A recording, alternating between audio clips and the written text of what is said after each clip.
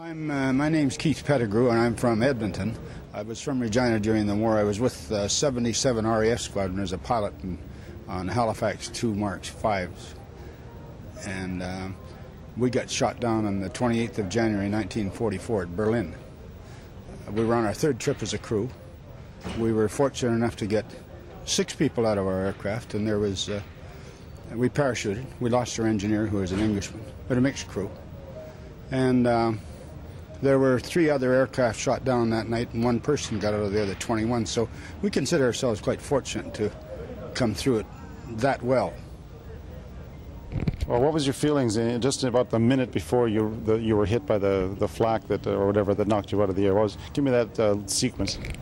Well, we'd come out of the target and we dropped our bombs, and it was a relief to be heading out of the target. We'd made a 120-degree turn going back north, which was always a little hairy, but we were a bit behind time because of problems with the aircraft. So it was a bit of a relief to get out of there, and we just got started on the track north when we got hit by a fighter aircraft with a... At that time, we didn't know that they had a weapon called Schrag Music, which was 2 upward-firing cannon, and they hit us in the starboard wing root. And my thoughts before that were overcome by the action from then on. I barely remember my thoughts before that, really.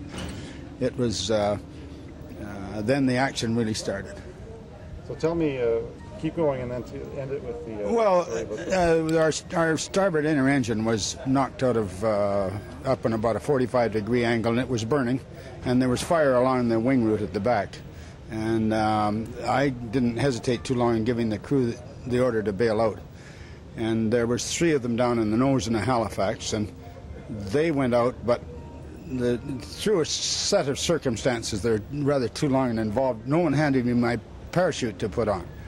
And I sat there for what I considered to be about 3.5 years, waiting for something to get me out of this. And finally, the aircraft, the ailerons were stuck, and I had the nose trimmed heavy, and we were starting into a spiral dive. I didn't want to stall. And the rear gunners, the 2 gunners in the rear I hadn't heard from. The engineer, he was behind me. I heard from him. And I finally swung down and got my parachute. I had my intercom cocked on my head in case anybody called me. And the last guy went out when he saw me coming down, and I clipped my chute on and turned around to go back up in the aircraft, and it was burning pretty good by that time, and but it's still fairly stable. And I looked up to see where the engineer was, and he was coming down, and at that time I was 21.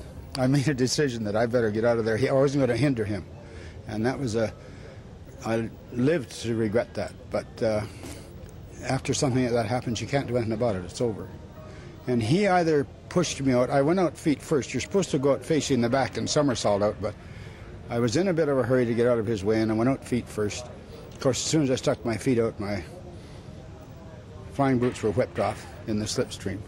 And he either shoved me out or was trying to grab me, and I lost a lot of sleep for the first 4 or 5 months till I finally came to grips with that, about what I had done, possibly done. And you know, the permutations are unlimited in what you could have thought of it. And anyway, my chute was on backwards, so when I reached for the ripcord, it wasn't there. But we were, at that age, you're taught. So we were taught a drill. You went like this, and if it isn't on one side, then you start to panic.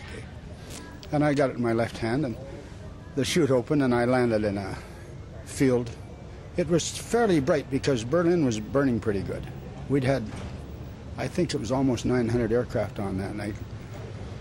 And the reflection on the low clouds were reflecting things, and I got my chute partly buried, and then started to walk north. I thought maybe I could outwit them. And I had no shoes, and my feet got soggy. It was the 28th of January. Not much snow around, mostly rain, but it was a tad cool. And my morale was a little low at this time. But I started heading north, and eventually I thought, well, I should do something for my feet, so I put my flying gloves on my feet. I heard of another guy at this reunion that told me about that. And I walked for maybe 20 minutes with these leather flying gauntlets. They came up to here to keep your getting burned. And I often thought it must have been I'd like to have been there when somebody found those footprints in the middle of this field, and I don't know how you'd say, but it would have turned out something like Achtung, the creature from the Schwarz Lagoon. So it would have left quite an impression on them. But I finally got back to the socks, and I walked till daylight, heading north, and hid in a ditch all day. And I picked what I would expect was the coldest place in Germany on that night, in that ditch.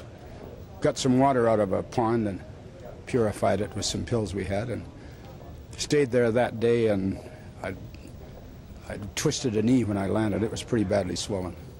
And I finally went and found a haystack, took a chance on it. It was about a half a mile away, and I slept in there for an hour or so, and got up to start stumping again, and the leg was pretty bad. And as I say, my morale was low, and I was alone. It's a lonely feeling. And I finally gave myself up at a farmhouse.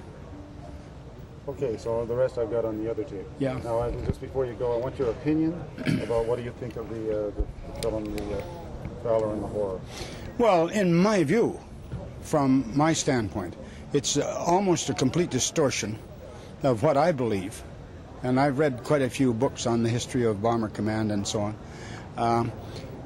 Unfortunately, with television, if we had been making it as ex-POWs or Air Force people, we may have distorted it as far the other way as these two people who didn't know anything about the war, and I would say I wouldn't think they had done their homework that well. They certainly hadn't interviewed